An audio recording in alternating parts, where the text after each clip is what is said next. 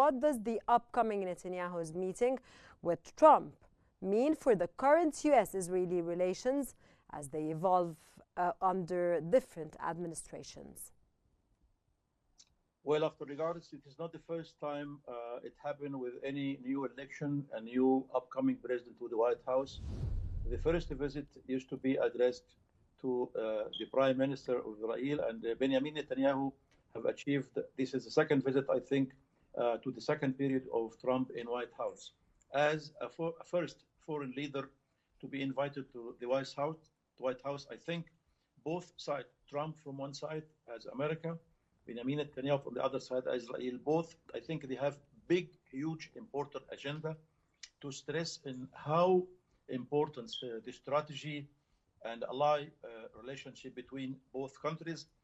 So many points will be discussed at that very sensitive time. I think from Benjamin Netanyahu, he would like to guarantee a kind of green line from President Trump in discussing what the future of Gaza, what is the future of the Middle East, how, Iran will be coming on the agenda.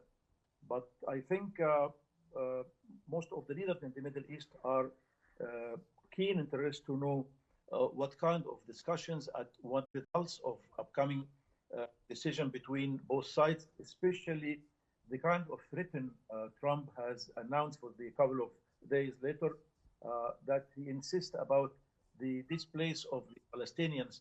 They have to be removed from, Gaza.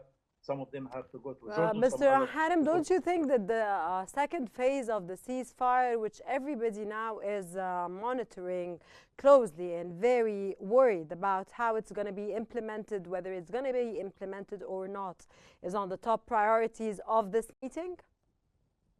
Absolutely, yes, because there is a fear that Benjamin Netanyahu seems like he's going to try, as usual, going around the meaning of words and maybe putting America and other leaders in the country, especially Qatar, Egypt, Jordan, in a very critical position. I think he would like to do what he would like to do. He would like to guarantee that he can succeed to get off all detainees from the Hamas side. And after that, I think he would like somehow to continue doing what he is doing.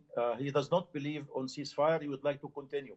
But that's very crucial question, I think, from the American administration. And Trump would like to stop the war.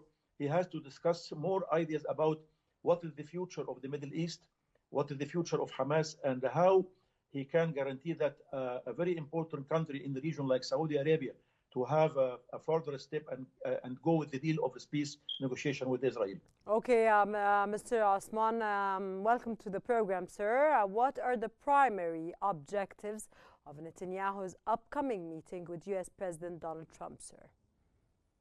Thank you for having me, Rana. Greetings to you and to your honorable guest. I believe that Trump has three primary objectives that he seeks to secure on his rather historic visit in very historic circumstances to Israel.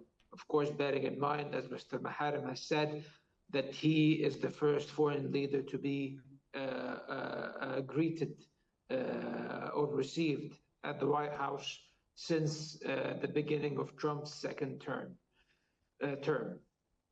So the first thing that he would like is to secure, my opinion, U.S. support and endorsement for a potential resumption of the war after the expiration of the first and maybe the second phases of the ceasefire agreement, meaning that if Israel elects to to continue its war on Gaza and break the current long-term ceasefire arrangements, that they will have U.S. backing, and this was evident today. Sir, is this possible? Sorry to interrupt you, but is this possible that the ceasefire is jeopardized? The second phase of the ceasefire is jeopardized?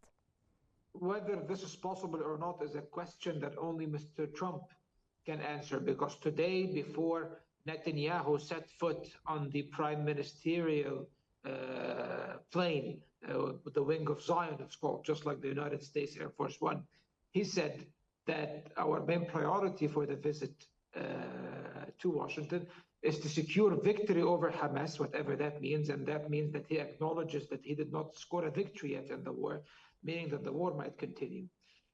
So I Sir, believe sorry that again to interrupt you. I'm very sorry. Did he secure victory over Hamas? no, he did not. He did not. Destroyed Gaza. He destroyed Gaza.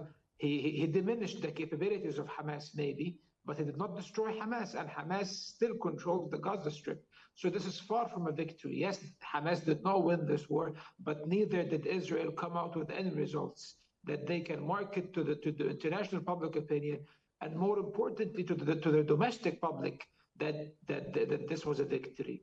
The second objective, and he said it literally, he said that was to crush Iran, whatever that means. So that means he wants the Trump administration to apply more pressure on Iran in order to further decrease their influence in the region and end their nuclear threat, or what they perceive as their nuclear threat, whether this will happen through sanctions or through an Israeli action and a military action endorsed by the Trump administration.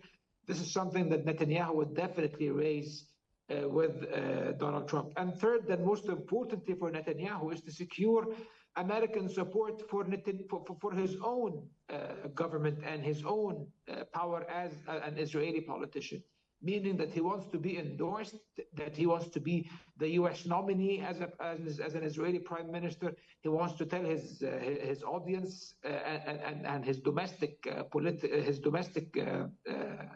public opinion that I am endorsed and supported by the United States. The Biden administration did not endorse or support me.